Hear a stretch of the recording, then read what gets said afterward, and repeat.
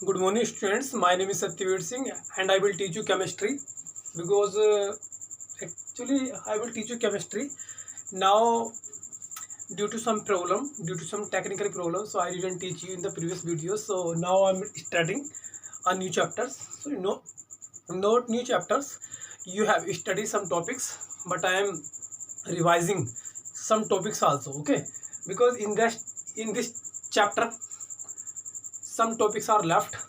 Okay, so now I am starting some topics which we left in the previous videos. Okay, so now I just going to teach you about उत्प्रेरण का सिद्धांत which is very important topics in the chemistry.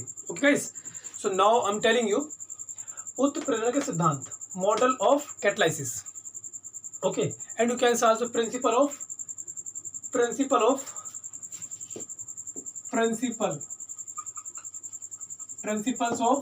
catalysis. Okay, उत्प्रेरण के सिद्धांत, आपने उत्प्रेरण के बारे में पढ़ लिया. इसे भौतिक अवस्थाओं के हिसाब से किन भागों में बांटते हैं, कितने प्रकार होते हैं भौतिक अवस्था के हिसाब से. भौतिक क्या होता है, ठोस द्रव गैस के हिसाब से कैसे इसे कितने हिस्सों में बांटते हैं. और हमने जो रासायनिक प्रकृति के आधार पर पढ़ा है वो भी पढ़ लिया. और जो ये स्पीड घटाते हैं बढ़ाते हैं वो हमने पढ़ लिया कि किसी रासायनिक अभिक्रिया की दर को जो रेट होती है कि समय के अनुसार कितनी तेज उससे अभिकारक मिल रहे हैं और उत्पाद बन रहा है. ठीक है, क्लियर.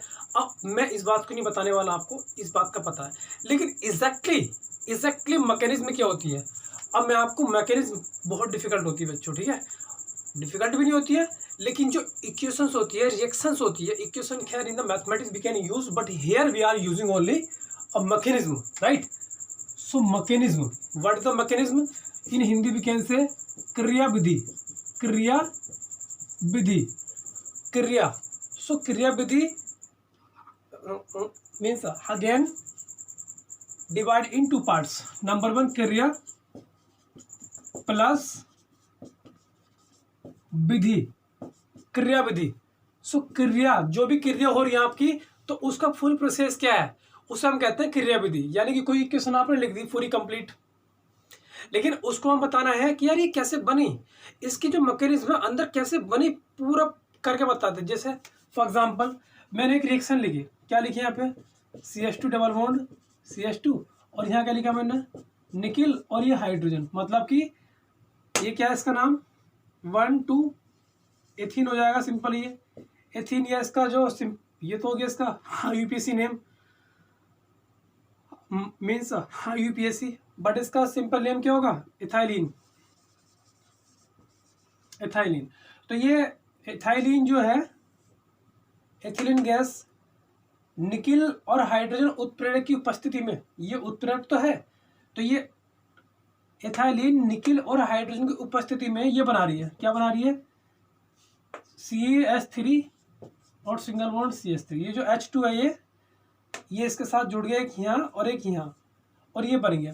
और बाद में भाई साहब निकल ऐसे निकल गया, क्योंकि आपने पढ़ रखा कि जो उत्प्रेरक होते हैं, उत्प्रेरक बाद में ऐसे कैसे निकल जाते हैं. पता है ना आपको कि उत्प्रेरक एक ऐसा रासायनिक पदार्थ है जो किसी रासायनिक अभिक्रिया में भाग तो लेता है, उसकी रिएक्शन को घटाते या बढ़ाता है, लेकिन अपने आप खुद क्या रहता है, अपरिवर्तित रहता है, स्वयं अपरिवर्तित रहता है.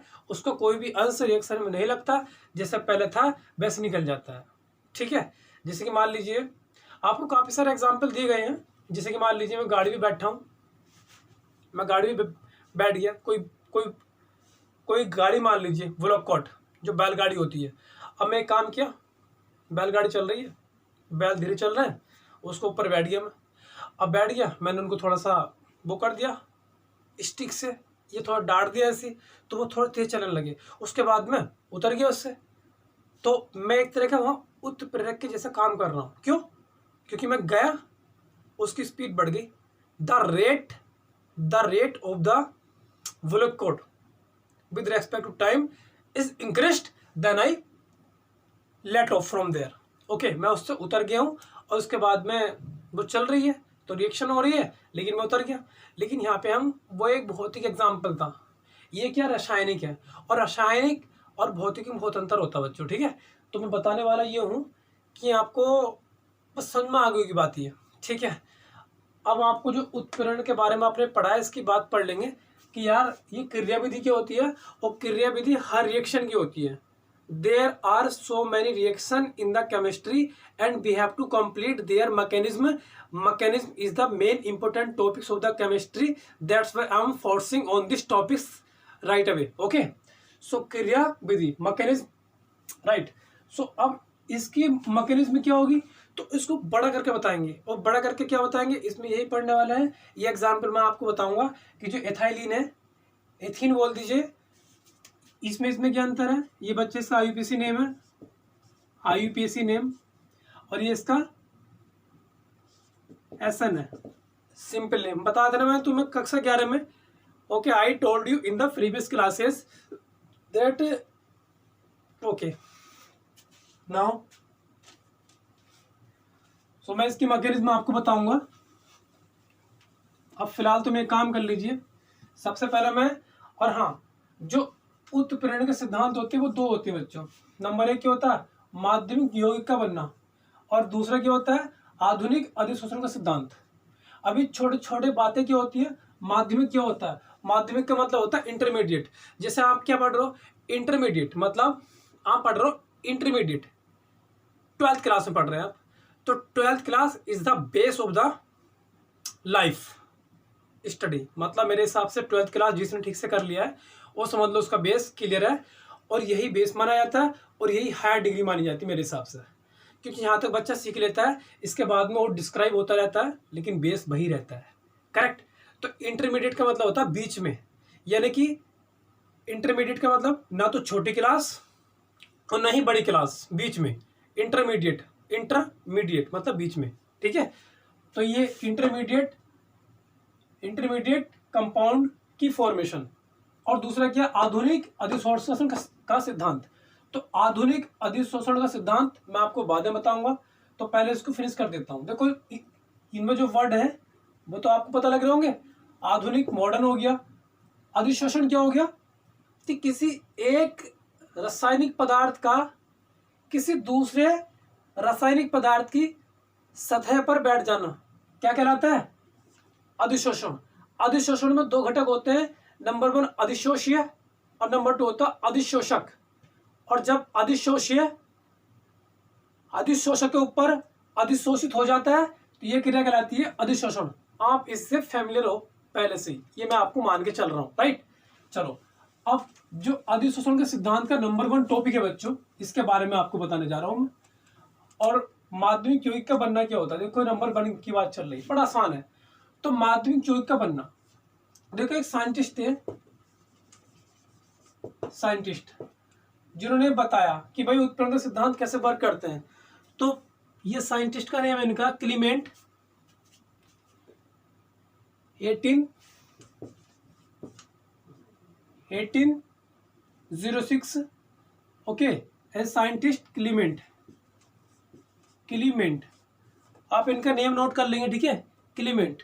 और डिशरोम, क्लीमेंट एंड डिशरोम, इन्होंने क्या बताया कि माध्यमिक यौगिक का बनना।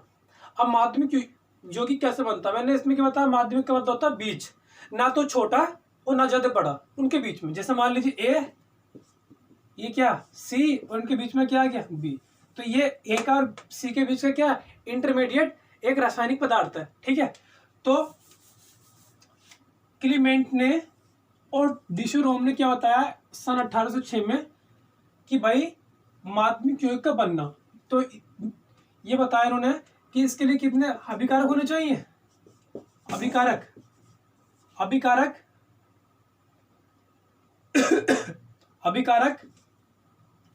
या फिर इन्हें क्रियाकारक भी कहते हैं,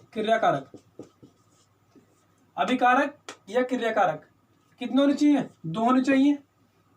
तो 2 मैंने कौन कौन से मान लिए, एक मान लिया ए, एक मान लिया मैंने बी।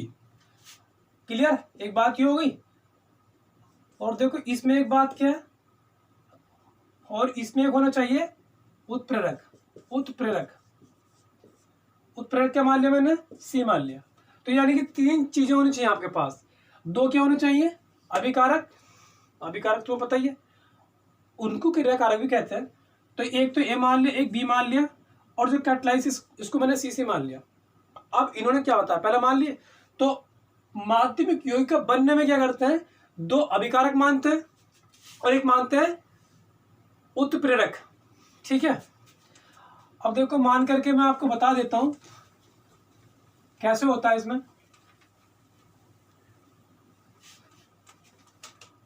तो इन्होंने ये बताया कि पहले कोई एक अभिकारक ले लो और स्टेप नंबर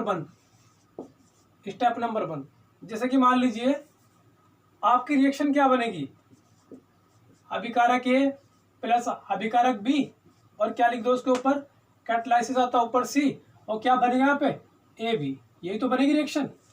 लेकिन ये बनेगी कैसे, आपको ये समझ में आ रहा होगा, एक अभिकारक ए हो गया, एक बी हो गया, कैटालाइसिस क्या होता है, उत्प्रेरक, तीर के निशान के ऊपर लिखा जाता है, इसका काम घटाने बढ़ाने का काम होता है, पता ना आपको। ठीक है, अब इसके बाद में ये बन जाता है, कैसे बन जाता है भाई, ठीक है। तो स्टेप नंबर वन आता है, स्टेप नंबर वन ये है कि इन दोनों में से कोई एक अभिकारक इस उत्प्रेरक से रिएक्शन करेगा। कैसे, तो कोई एक अभिकारक ले लो, मैंने ले लिया ए और उत्प्रेरक ले लिया मैंने सी, क्या बना है इससे, ए सी, ये बन गया। यानी कि ये रिएक्शन मुझे बतानी है, ये रिएक्शन शॉर्ट में बन गई कि ए को और बी को आपस में मिलाया, और जो सी है एक उत्प्रेरक को कुछ भी हो सकता है, क्योंकि यहाँ पे ना तो ए का पता ना बी का पता, केवल ये क्या हो गया, इमेजिनरी एग्जाम्पल हो गया। क्या हो गया ये, imaginary example. After that I will give you the real example. Okay, तो पहले ये बन गया, तो जो तुम्हारा ये बना, ए को कोई एक अभिकारक ले लिया, उसके बाद में एक उत्प्रेरक ले लिया जो है, तो ये बन गया मेरा माध्यमिक यौगिक बन गया माध्यमिक यौगिक। उसके जस्ट बाद स्टेप नंबर 2 में क्या आता है, जो तुम्हारा माध्यमिक यौगिक बना AC, अब क्या होगा, ये माध्यमिक यौगिक बना, देखो शर्त क्या थी हमारे पास कि दो तो थे हमारे पास अभिकारक, और तीसरा क्या था, एक उत्प्रेरक। तो पहले अभिकारक ने इस उत्प्रेरक के साथ अभिक्रिया क्या बना, AC, तो ये माध्यमिक यौगिक बन गया, क्योंकि अभी कंप्लीट भी नहीं हुई, और ना इसे तुम कह सकते कि ये मतलब शुरू वाला ही है, और ना कह सकते फाइनल, तो बीच में आ गया ना, बीच में फंस गया ना ये, तो इसको हम कहेंगे माध्यमिक यौगिक। अब इसको माध्यमिक यौगिक को ले लिया, और उसके बाद में एक काम कर रहा हूँ, फिर मैंने दूसरा विकारक ले लिया।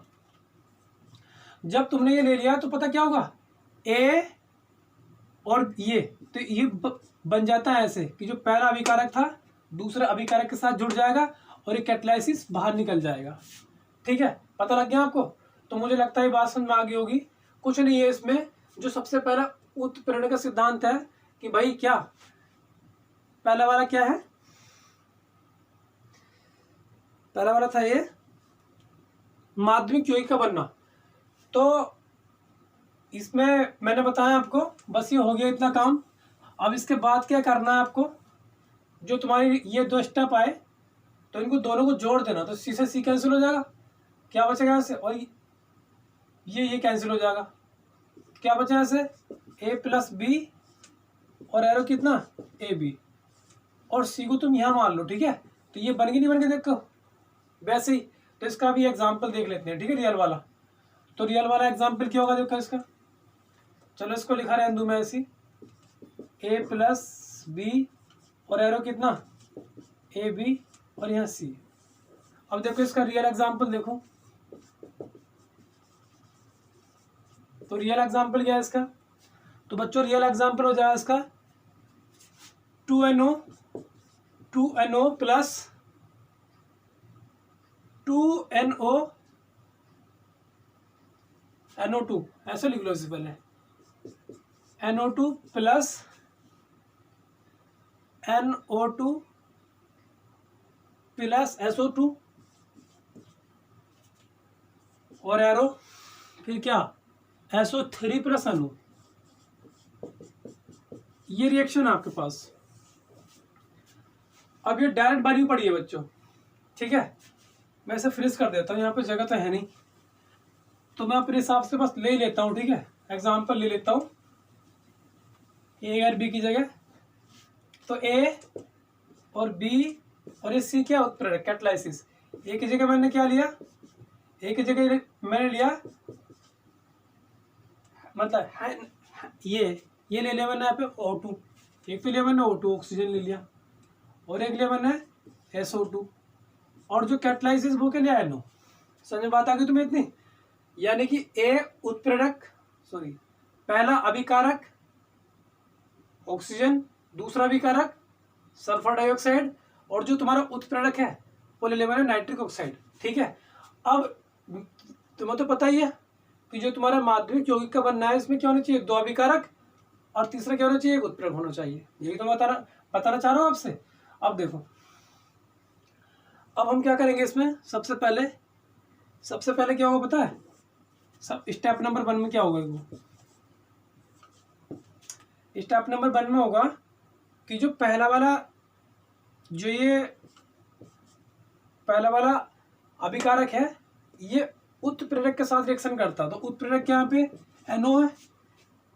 ठीक है, NO मैंने एक काम कर लिया, इसके 2 ले लिया पे मॉलिक्यूल 2NO और प्लस, तो क्या बन गया ऐसे, ये बन गया ऐसे 2NO2 ये बनेगा ऐसे को 2NO2 ये बन गया बच्चों ऐसे। ठीक है, 2NO2 और इसका नाम क्या रख दिया मैंने, मध्यवर्ती का मतलब क्या हो गया, माध्यमिक यौगिक O2 plus 2NO equal to 2NO2। ये स्टेप हो गया 1। अब स्टेप नंबर 2 में क्या करेंगे, जो तुम्हारा माध्यमिक यौगिक बना 2NO2 प्लस, अब इसकी अब करा देंगे, देखो इसकी और इसकी रिएक्शन हो गई थी आपस में। जो माध्यमिक यौगिक बनता है तो जो बन के आता है उसकी किससे होती है रिएक्शन, जो क्या होता है तुम्हारे पास एक दूसरा वाला अभिकारक होता है। दूसरा वाला अभिकारक यहाँ पे SO2 है।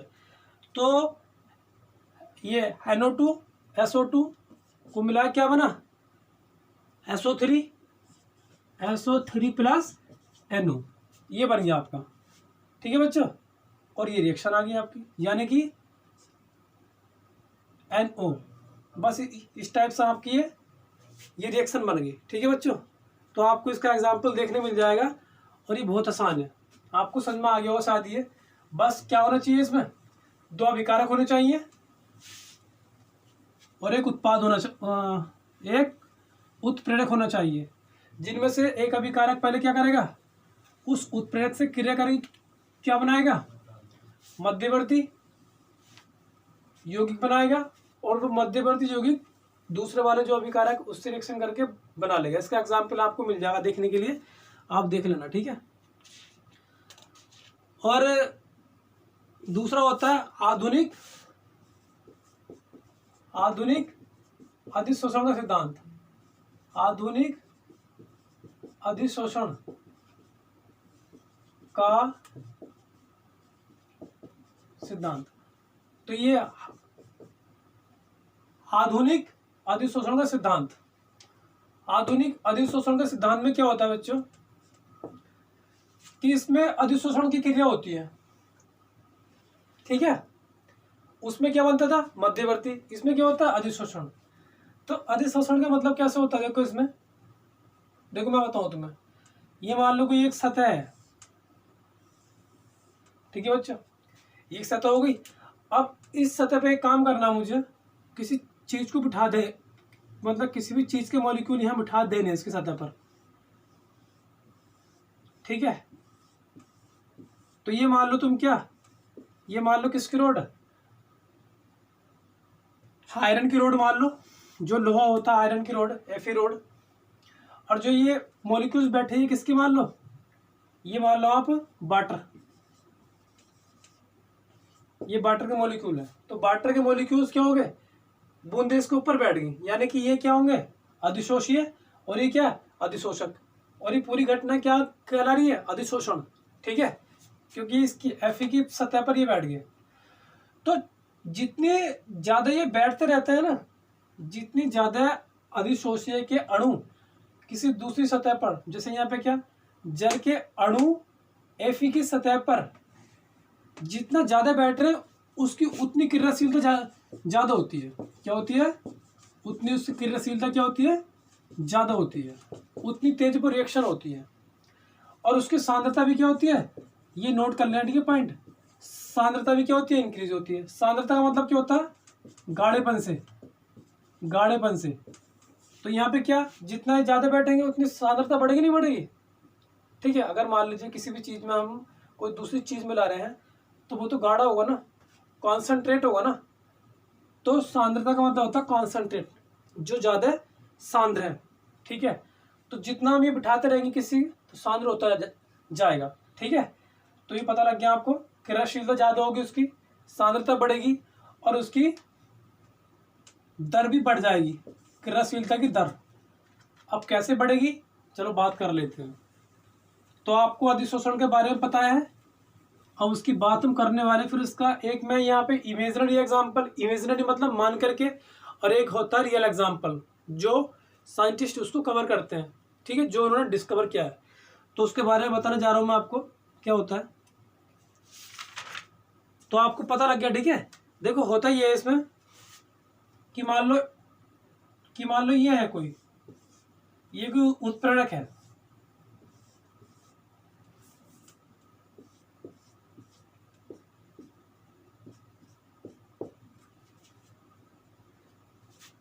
ये बच्चों क्या आपके पास, ये उत्प्रेरक है आपके पास। अब आपको तो पता ही है उत्प्रेरक क्या होते हैं। उत्प्रेरक की क्या होती है, फ्री वैलेंसी भी होती है, क्योंकि उत्प्रेरक एक प्रकार का मेटल हो सकता है, कुछ भी हो सकता है। लेकिन हमारे शरीर में जो क्या होंगे उत्प्रेरक, वो होते हैं मतलब कि एंजाइम। जैसे किसी रासायनिक अभिक्रिया की क्रियाशीलता को बढ़ाने के लिए जो चीज़ें होती हैं उनको हम कहते हैं उत्प्रेरक। लेकिन जो हमारी बॉडी की जैविक बायोलॉजिकल फैक्टर को इंक्रीज करते हैं वो क्या होते हैं, एंजाइम होते हैं। और एक बात मैं आपको बता दूं, अगर हमारे शरीर में एंजाइम ना हो तो हमारे शरीर में जो हम खाना खाते हैं वो 50 साल तक नहीं पचेगा। तो enzymes are very mandatory for the digestion food. Okay, there are so many reactions in the internal world of the human body, okay, because there are two world, one internal world and second external world. So which one is the most internal world?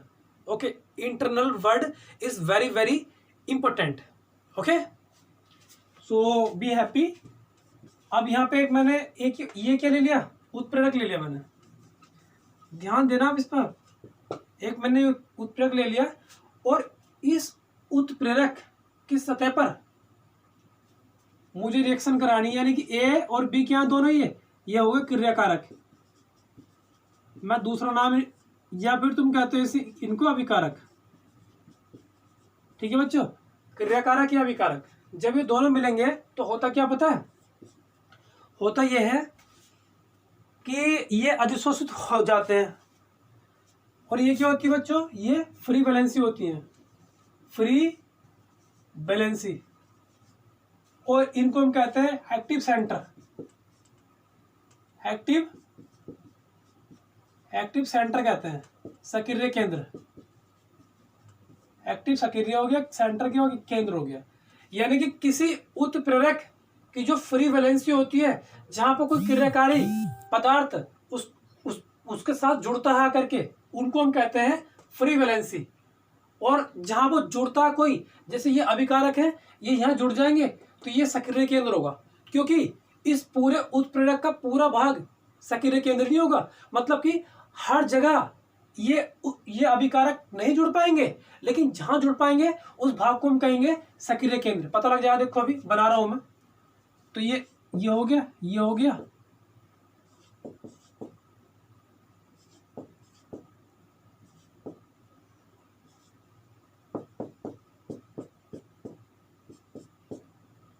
ठीक है बच्चों, ये इस type से हो गया, देखो।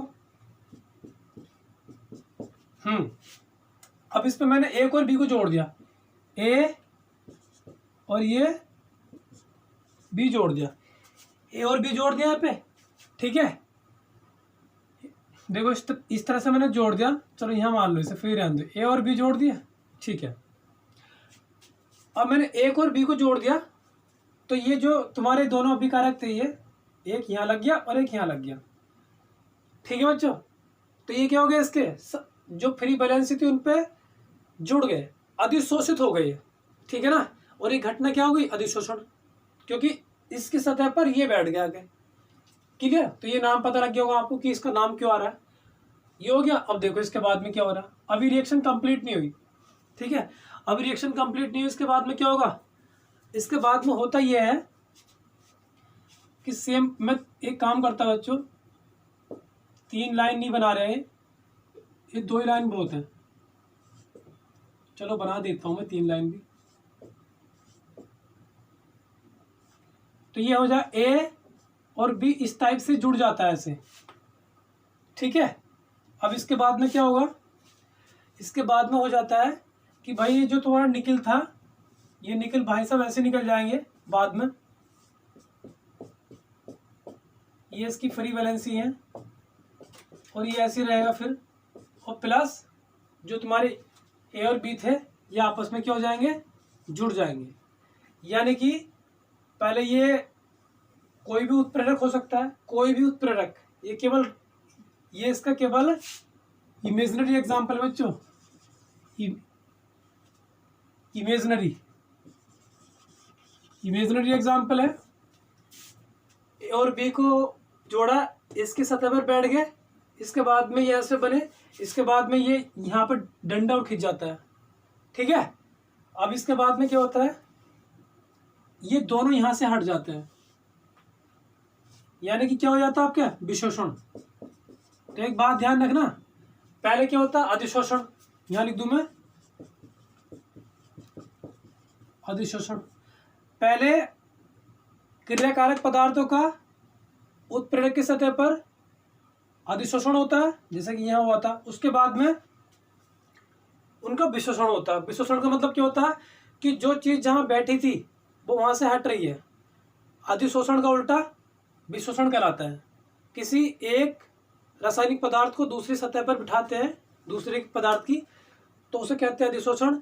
लेकिन जब किसी एक रासायनिक पदार्थ को हटाते हैं किसी की सतह से, किसी की सतह पर से, तो उसे कहते हैं विशोषण। जैसे यहाँ बैठे थे, अब इनको हटा दिया, अब जैसा था वैसे, क्योंकि तुम्हें तो पता ही है ये उत्प्रेरक है, ये भी उत्प्रेरक है, तो सेम निकल गया। अब तुम सोच रहे होंगे ये रिएक्शन ऐसे स्टार्ट हुई और ऐसा आ रही है, हाँ, क्योंकि तुम कभी कोई रिएक्शन लिखोगे तो तुम ऐसे करके इस तरह से आओगे, अगर जगह नहीं तो। अगर यहाँ जगह होती तो मैं इस तरह से लेके आता, लेकिन कुछ बच्चे बहुत गलत कर देते हैं, ये रिएक्शन यहाँ से लिखते हैं, ऐसे लेके आते हैं, गलत।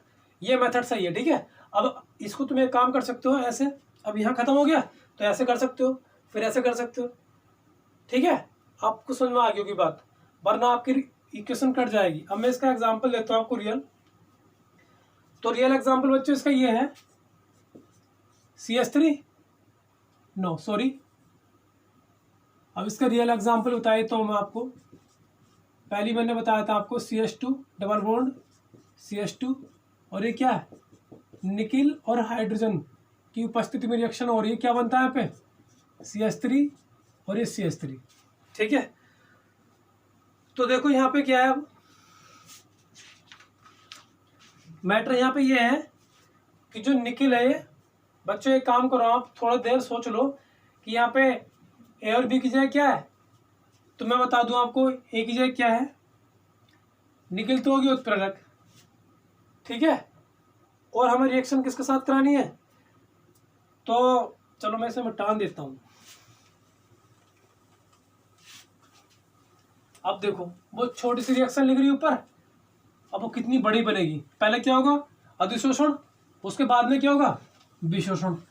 जैसा उत्प्रेरक था ये, और यहाँ पे उत्प्रेरक कौन है, तो यहाँ उत्प्रेरक है निकिल, ठीक है। अब देखो ध्यान दो आप अभी, तो ये निकिल, निकिल हो गया, Na, इसके बाद में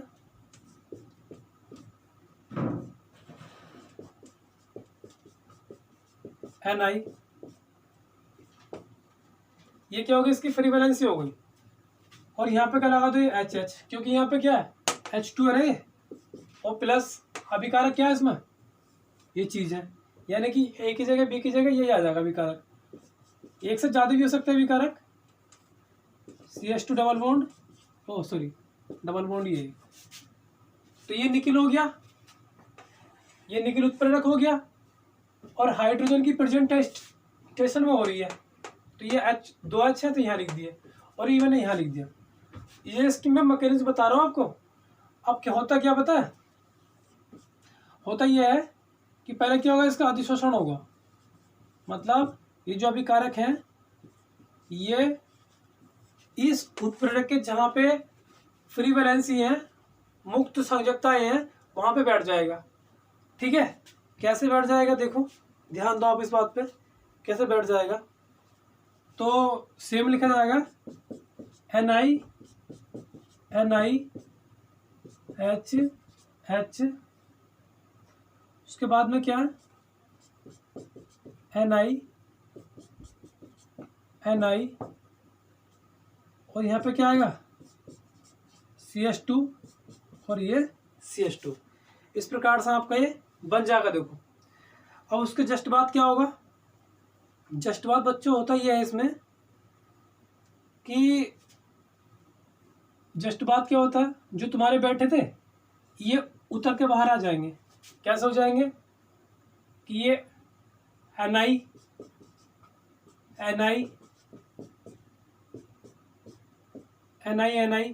ऐसी हो जाएगा ये, क्योंकि उत्प्रेरक है। उत्प्रेरक क्या होता है, उसका मान ऐसे कैसे निकल जाता है, प्लस अब ये H है और ये CH2 है। पता क्या होगा, तो होता यहाँ पे ये कि एक H यहाँ लग जाएगा इसके साथ आगे, ये क्या हो गया 3 हो गया, और एक H वहाँ आ जाएगा, तो इनका बीच का बॉन्ड जो है ये डबल बॉन्ड इससे हट जाएगा। ठीक है बच्चों, ये सिंगल बॉन्ड है यहाँ पे। ठीक है, तो बस ये इस प्रकार से बन जाता, तो ये बन गया तुम्हारा। तो ये इतनी सी रिएक्शन की मैकेनिज्म है, इतनी बड़ी। तो पहले ये मैंने लिखा, फिर ये इसके सतह पर लगे नीचे, उसके बाद में क्या हो गया, ये विशोषण हुआ। तो ध्यान रखना, पहले क्या होता है, अधिशोषण होता है, उसके बाद में क्या होता है, विशोषण होता है। तो इस प्रकार से मैंने पढ़ लिया। और एक और बता दूं मैं आपको कि जो उत्प्रेरण के सिद्धांत है, जो पहला वाला बताया मैंने आपको, क्या बताया था पहला वाला, वो किसकी सिद्धांत की व्याख्या करता है, तो वो करता है समांगी उत्प्रेरण की व्याख्या करता है। समांगी क्यों, क्योंकि वहाँ पे क्या थी, उत्प्रेरक और अभिकारक की भौतिक अवस्था क्या थी, समान होती है। और ये क्या होता है, जो तुम्हारा ये आधुनिक अधिशोषण का सिद्धांत है। चलो यही चेक कर लेते हैं। ये गैस हो गई, निकल क्या हो गया, ये निकल तो एक तरह की धातु है, ये ठोस हो गया, तो ये गैस है, ये सॉलिड है। और जब तुम्हें पता है कि जब कोई अभिकारक और कोई उत्प्रेरक की जो फिजिकल स्टेट होता है, भौतिक मतलब अवस्था चेंज होती है, क्या कहते हैं उसे कहते हैं विषमांगी उत्प्रेरक। ठीक है, और जब उत्प्रेरकों की और अभिकारकों की भौतिक अवस्था समान होती है, तो उनको हम कहते हैं समांगी उत्प्रेरक। तो बात क्लियर हुई कि जो तुम्हारा माध्यमिक यौगिक का बनना है वो समांगी उत्प्रेरण की व्याख्या करता है, क्योंकि उसमें सब गैस थी, और यहाँ पे क्या है, कुछ सॉलिड है कुछ गैस है, तो ये विषमांगी। तो पता लग गया हमें इस बात का। तो इस प्रकार से इनकी मैकेनिज्म आपके इस साल आई थी, इसलिए मैंने आपको बता दी। Thank you for watching this video and have a good day ahead.